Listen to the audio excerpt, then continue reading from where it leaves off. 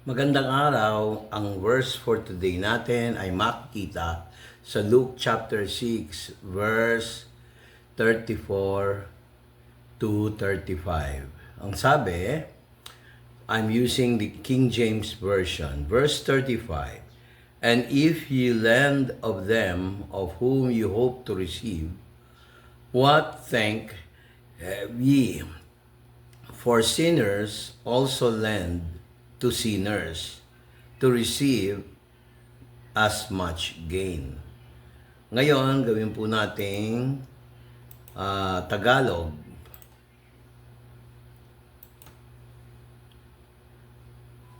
Kung ang inyong pinahiraman lamang ay ang mga tao na inaasahan niyong magbigay ng mga ito pabalik sa inyo, anong kapurihan iyon sa inyo?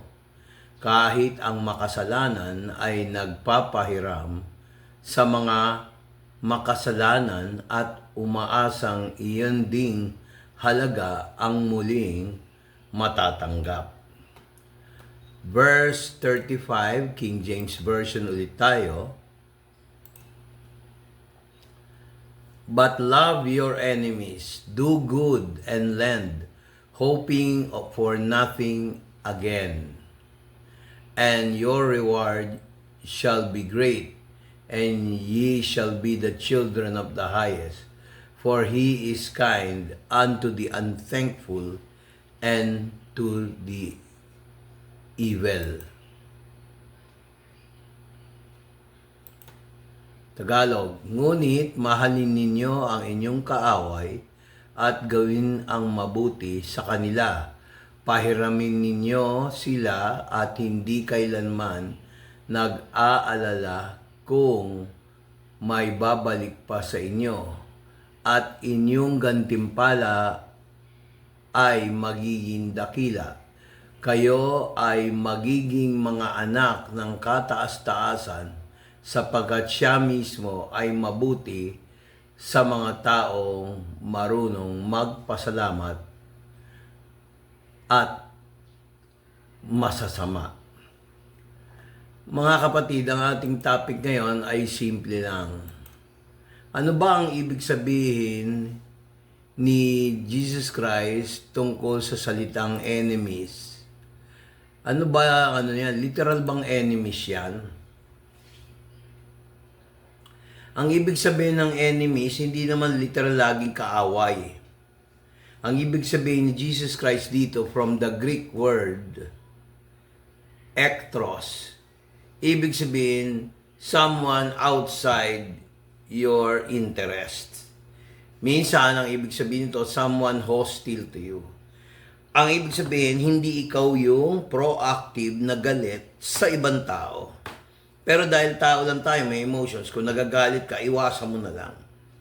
Ang the best solution is to be silent.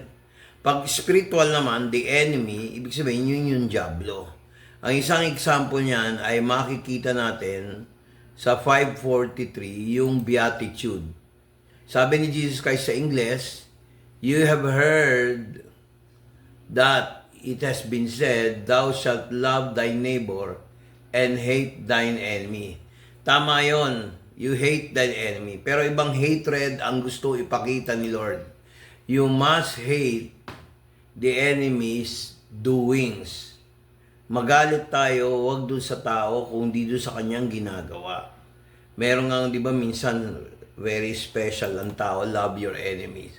So the best thing, wag kang gumante, manahimik ka, kausapin mo ang Diyos. Sabi nga ni Jesus Christ one time, Vengeance is mine, saith the Lord. Huwag kang kikibo. Huwag kang magsasalita. Tumahimik ka. Speak the word of God. Speak with salt. Speak with flavor. Speak with savor. Kasi pag diyan gagawa tayo ng tuwid pa rin sa Diyos, gawin yung tama, you are in the protection of God. Sometimes you have to have risk to do what is something good. Sabi nga niya rito sa verse 34, di ba? Patulad ng pagbibigay, pagpapahiram. Hindi lang naman pera, kasi yung iba, pag sinabing lend, pera. Hindi. Minsan, you lend your time, you lend your patience, for the sake of peace, nagpapahiram ka ng pagpapasensya. Kasi kung di ka magpapasensya, baka mapatay po pa yung tao. Kriminal ka pa. Di wala ka ng pinagkaiba sa mga kriminal. So, nakita niyo naman yung logic ng aking paliwanag. Kaya minsan, natatawa lang ako sa mga taong pinipilit nila yung political opinion nila sa iba. Mali naman yon. Lahat ng tao may kanya-kanyang political opinion. Pero mayroong political opinion na hindi politically right. Yun ang pinagkaiba because they do not have background in law. Sayang nga, hindi ako nag-take ng law, pero I read law books. Hindi yung basta-basta lang nagre-research tayo. Si Jesus Christ, yung boundary between morals and legality, talagang in-stretch niya sa mga religious leaders during his time. Love your enemies. Enemies of the darkness. Ano ibig sabihin ng enemies of the darkness? Halimbawa hindi sila totoong Kristiyano, hindi sila nagbabasa ng Biblia. Ayaw nila aminin na masama sumamba sa ganito, sumamba sa gano'n, na dapat sambahin si Kristo. Sabi niya, love them, kahabagan mo. Dapat nga yung mga taong nagagalit sa iyo, kahabagan mo. Bakit? Hindi nila alam yung totoong pagkatao mo. Kasi, kaya to maganda, let us say, halimbawa ako, hinatulang kita ng masama. Sinabi ko, ikaw ay hindi nagbabago, ganyan ang ugali mo. Hinatulang kita, kung mali, di ako ang lagot. Kung nagmura ako, di lalabas na ako pa masama. Pero kung ako'y nanahimik, ipinasa Diyos ko, yung nakakainis, nagkaroon akong pasensya, nag-focus ako sa ibang bagay, protection sa akin yon. Hindi ka pwedeng kasuhan na minura mo sila, hindi ka pwedeng kasuhin na ikaw nakipag-away una, hindi ka nila pwedeng kasuhan na may personal, kumbaga sa trabaho o sa eskwela, hindi ka nila kayang personal na naninira dahil hindi ka naman kumibo. Yun ang ibig sabihin nito. When you have an enemy, do not be obvious.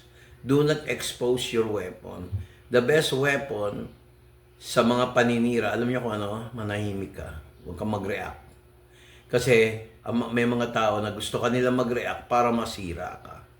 Yan ang aral natin sa Biblia. Ulitin ko yung Tagalog sa verse 34. Sabing ganito, at kung kayo'y magpapahiram doon sa inaasahan yung may tatanggapin, maaring pera, maaring favor, maaring sa inyo makaganti, yun yung objective mo, wala kang madadatnan. Kasi mismo si Jesus nagsabi, ang makasalanan man daw ay nagpapahiram sa mga kapwang makasalanan. Kaya maganda yung huwag ka nang gumanti kasi mag-i-interest yun, babalikan ka. Do not curse, you bless. Huwag kang magsasalita. Talk to your own purpose, not for others' purpose. Pagka nagsalita tayo with a purpose, yan ang ibig sabihin yan. Sabi nga sa verse 35, datapwat ibigin ninyo ang inyong kaaway. Kaya nananahimik ka, kaya hindi ka kumikibo, kasi minahal mo sila dahil sila pa yung nakakaawa. Aminin ko sa inyo, pag may nakakainis na tao, yan ang training ground sa'yo. Pwede kang mainis pero huwag kang magkasala. Hindi mainis na yung inis, yung hate. Pwede kang magalit pero huwag kang magkasala. How? Manahimik ka. Kasi may mga tao, pag nagsalita ka, gagamitin yung laban sa'yo.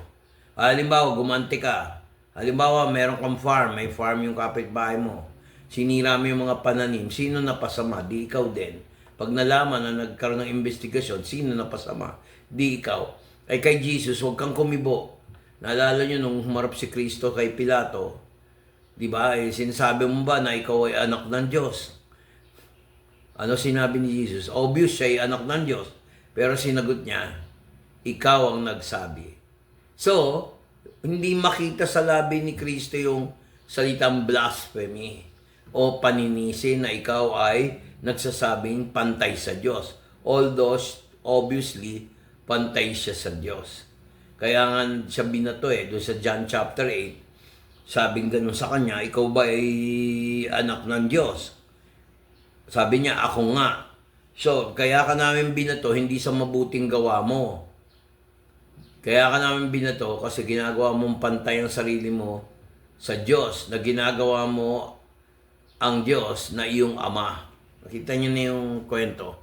So, yun ang isang example. The best weapon is to be silent and you do not have to divulge your secrets. Marami nasisira. I hope na bless kayo sa payo ng Panginoon. Pag kayo nagagalit, may tendency kayo magwala, manahimik, ibigay sa Diyos. Pag nailabas mo na, huhupa rin yan, kausapin mo, mag-usap. Kung hindi mo makausap o hindi siya makausap, ilagay mo ang sarili mo sa sitwasyon ng ibang tao, manahimik. Meron ba tayong natutunan ngayon sa verse for today? Magandang araw. Bye-bye.